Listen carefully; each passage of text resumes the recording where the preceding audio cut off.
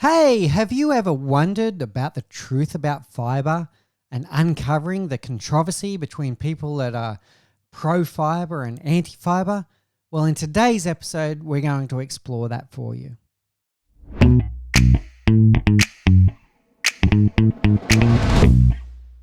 We've had a number of questions from our audience of the Balanced Choice podcast about fiber, how it works and how to manage fiber in your diet. So in today's episode, we're going to do a deeper dive into fiber, about the different types of fiber, the good sources of fiber, and how it's processed in the body. But here's where we're going to take a little bit of a left turn. As you probably know, I like to do some deep research before I broadcast anything. I've got my own knowledge and my own certification in nutritional guidance and nutrition coaching and also personal training, but I don't like to broadcast before I double check my facts and making sure that I don't let anyone astray. Here's where it got interesting. When I researched fiber, I found two distinct camps. There are some people out there that are genuinely campaigning that fiber is not the be-all and end-all, and that you should be reducing the fiber in your diet. And then there's the polar opposite, where there are people advocating that we're absolutely not getting enough fiber and we need to increase our fiber in our diet. So first, a bit of a disclaimer. In today's episode, we're going to be talking about a number of different medical conditions, from cardiovascular disease to coronary heart disease, and also things like diverticulitis. It's really critical that if you already have one of these underlying conditions and you're under the supervision of a medical team and your doctor, please do as they say and follow their guidance. They have your best interest at heart, no pun intended. So many of the topics that we're going to discuss today will help prevent some of those diseases. But if you're already under the control of a medical team, please follow their guidance. As we start this discussion, we need to get a few definitions out of the way that we'll regularly come back to. So first of all, what actually is fiber? Fiber is the non-digestible part of your diet, and it's typically sourced from plants, and it's sometimes referred to as roughage. And it also is a form of carbohydrate. There are two distinct types of fiber, soluble fiber and insoluble fiber.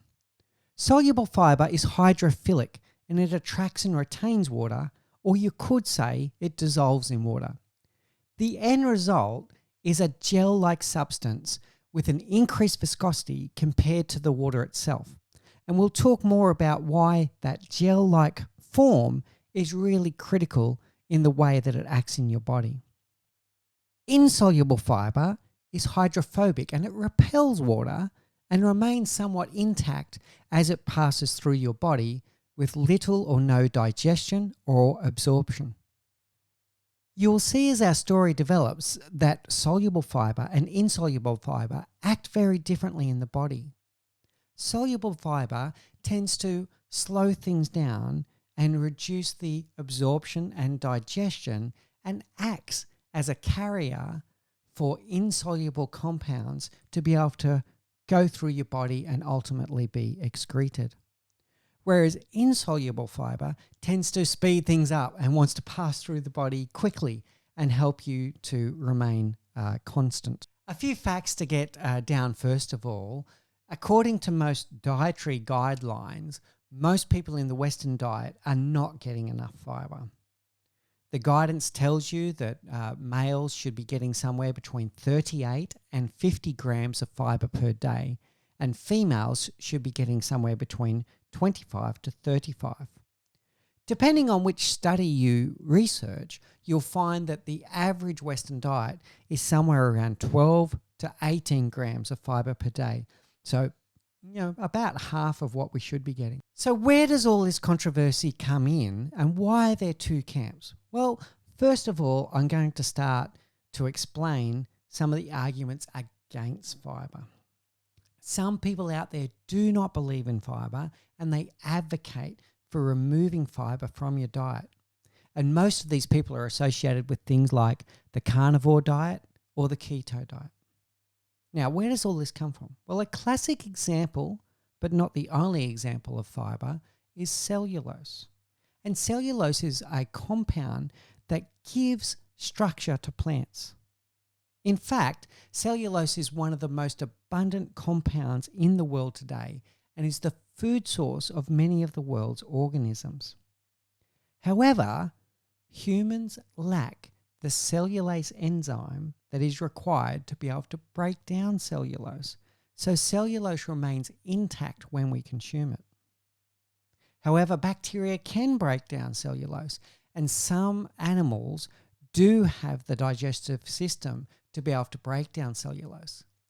For example, cows eat grass every day, and they're able to break down cellulose into beta glucose and to the polysaccharides that they need for their fuel and their energy. So our anti-fiber activist starts with an argument that we don't need fiber because we can't even break it down. We can't digest it, we can't absorb it, so why do we bother with it in the first place? And at this point in the debate, you actually can't argue with that because it's true. But as with many things, it gets far more complicated the more that you look into it. The second half of the argument then launches a debate about the impact that fiber has on the digestive system. And for a number of people, this is a very, very real concern. If fiber is overconsumed or consumed at a rate that is higher than you are used to, it can cause all kinds of stomach upset, bloating and gas. That is particularly true for insoluble fiber, the one that trying to pass through your body as quickly as possible. And the interesting balance here is that having the right amount of insoluble fiber in your diet helps you to maintain regularity and to have good motility. But if you have an excess, it can have the opposite effect and it can really back things up. One analogy I heard from a really respected commentator was referring to it like it's traffic in the city. That insoluble fiber in the right amount helps to keep the traffic flowing. But if you already have a traffic jam, adding more insoluble fiber at that point is just going to further clog things up and create an even bigger traffic jam and problems for you. These impacts on the body are particularly true for people with irritable bowel syndrome, whether that be Crohn's disease or ulcerative colitis, or conditions like diverticulitis. This is an interesting dilemma where some studies show that having a good amount of fiber in your diet actually prevents the onset of diverticulitis. However, if you are already suffering from that condition, fiber can be quite complicated and can be problematic. Another argument put forward by the anti-fiber group is that it slows and or limits the absorption of nutrients. This is 100% true, particularly for insoluble fiber, as it creates that gel-like substance around the food, meaning that you will slow or reduce the absorption of the nutrients and calories associated. This can be a bad thing if you're trying to absorb all of the protein, the fat, micronutrients, etc. that's in the food. But also, it could also be the very thing that you're trying to achieve. And we'll talk more about that when we talk about the pro-fiber camp. So the arguments of the anti-fiber camp are that it slows down the absorption of nutrients, which is very true for soluble fiber. Your body can't break it down and absorb fiber anyway, so why would you bother? And it can create stomach upsets, constipation, and gas for some people. So once again, why bother with fiber? A key point is that the anti-fiber activists very rarely differentiate between soluble and insoluble fiber, and they just push a message of you don't need fiber in your body, full stop. And that doesn't make sense to me because soluble and insoluble fiber are treated very differently in the body. So you do need to understand the differences between the two. Hey, you're watching Balanced Choice TV. We hope you're enjoying the show. If you're really enjoying it, please make sure you hit that subscribe button and the little bell icon so you get notified of future episodes. Okay, now we're going to walk through the arguments for fiber, starting with what I believe is the most important factor, which is cardiovascular diseases, coronary heart disease, and hypertension. Cardiovascular diseases are still the number one killer in the world today and must be taken seriously. And fiber, particularly soluble fiber, has a critical role to play in the management of CVD. The gel-like substance that's formed from soluble fiber acts as a transport for insoluble compounds to be able to transverse through the body. If it wasn't for that soluble fiber, these items wouldn't be able to get out of the body and be excreted. These insoluble compounds include the cholesterol that our clumsy friend LDL drops throughout the bloodstream as they're returning to the liver, and also includes free fatty acids and bile salts. This bile salts process is particularly clever. Bile salts are hydrophobic and insoluble, and they need to hitch a ride on soluble fiber to be able to get out of the body and to be excreted. As bile salts leave the body, you need to create more for your digestive system to work. And one of the key building blocks to create bile salts is cholesterol. So we're creating this cycle where we're able to recycle cholesterol and get it out of the body and have the body regenerate cholesterol as it needs it. Therefore, a key way to manage free fatty acids, triglycerides, and cholesterol in your body, keeping your LDL low and your HDL high, is to be able to have enough soluble fiber to be able to take free cholesterol, free fatty acids, and bile salts out of the body and create that cycle. So soluble fiber is wonderful for heart health and for reducing your LDL whilst not impacting your HDL. This is why things like oatmeal and porridge made with whole rolled oats are such a great breakfast option. You will see that countless patients get wonderful results from taking porridge or oatmeal every morning and are able to control their cholesterol, even sometimes in a matter of weeks, reducing their LDL whilst keeping their HDL at higher levels. Okay, the next major argument for fiber is around weight control. Now, soluble fiber, you recall, attracts and retains water, and it does so by a factor of 10 to 1. This means that foods that are high in soluble fiber swell up in your body and make you feel full sooner and make you feel full for longer.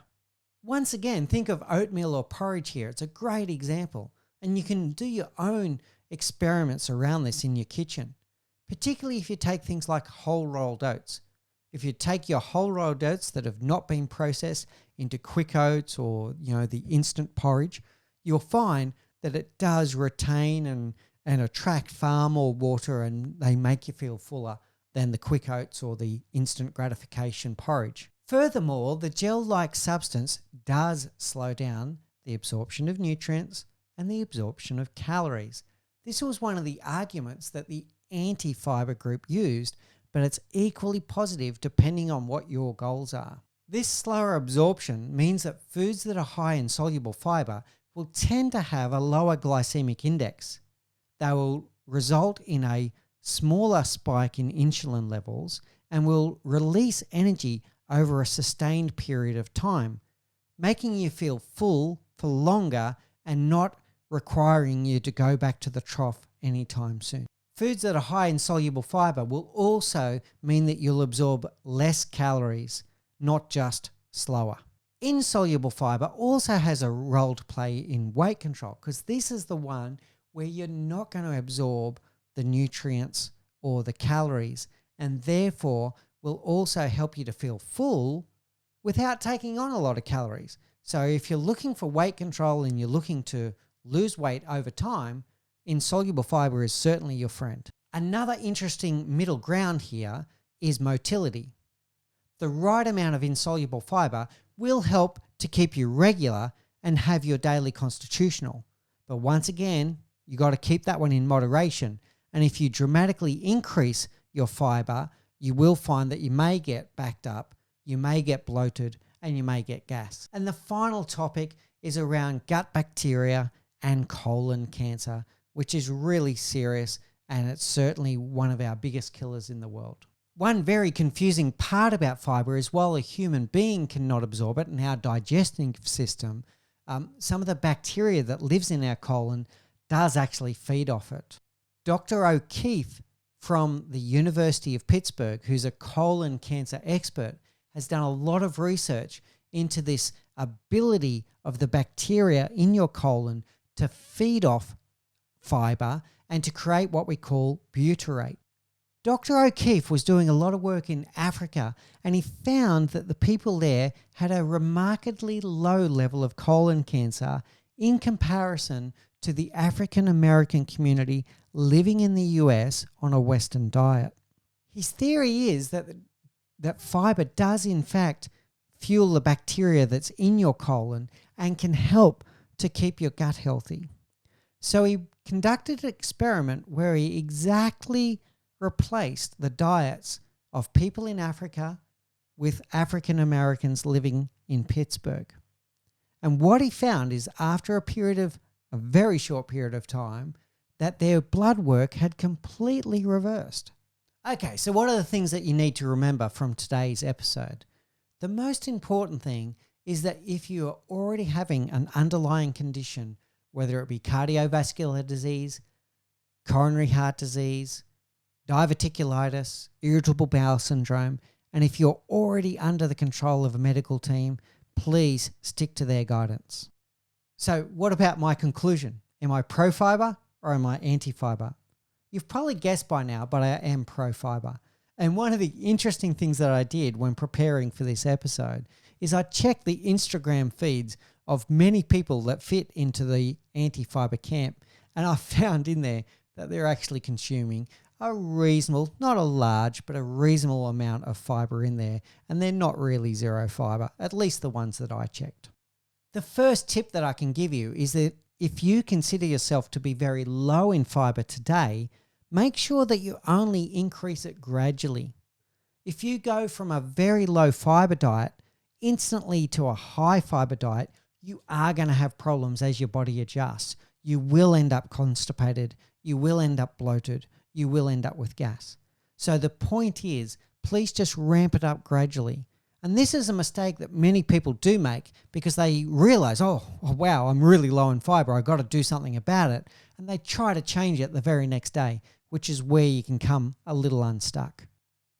The next tip I can give you is that if you are getting a healthy amount of fruits and vegetables, you probably don't need a supplement. Supplements do have their role to play, and I'll talk more about that shortly. But really, if you're eating enough fruit and vegetables, you're going to get to that 25 to 35 grams for women and 38 to 50 grams for men on a daily basis without too much concern. With regard to supplements, you are better to get your fiber from fruit and vegetables. But if you're not getting enough fiber in your diet, the supplements can actually help and they're not terrible. The one tip I could give you is to be selective about which supplement you might use.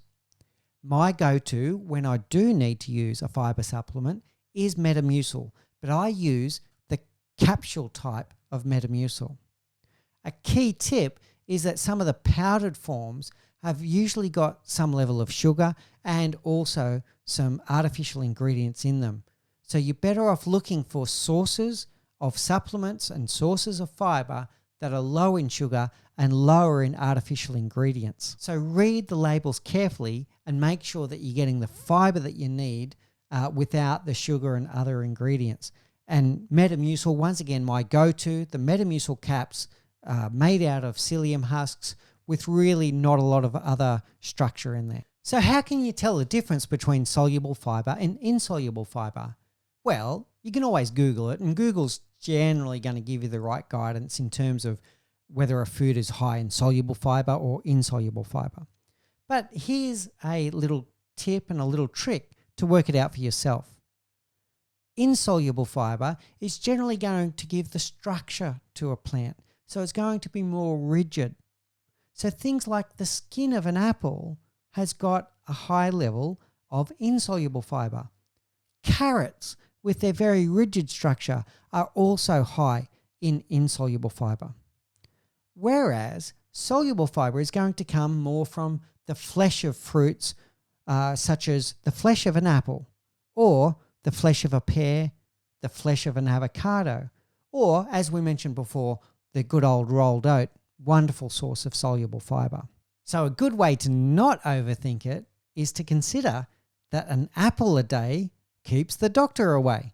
You've all heard that story before, and now when you realize that an apple has got 2 grams of soluble fiber from its flesh and 2 grams of insoluble fiber from its skin, you can see that it's a complete package, part of the fiber that you need in your diet every day in a self-packaged thing that you can carry around. Isn't Mother Nature wonderful? Hey, I hope you enjoyed today's show. You're watching Balanced Choice TV. Remember to punch that subscribe button and hit the little bell icon to make sure that you get notified of future episodes.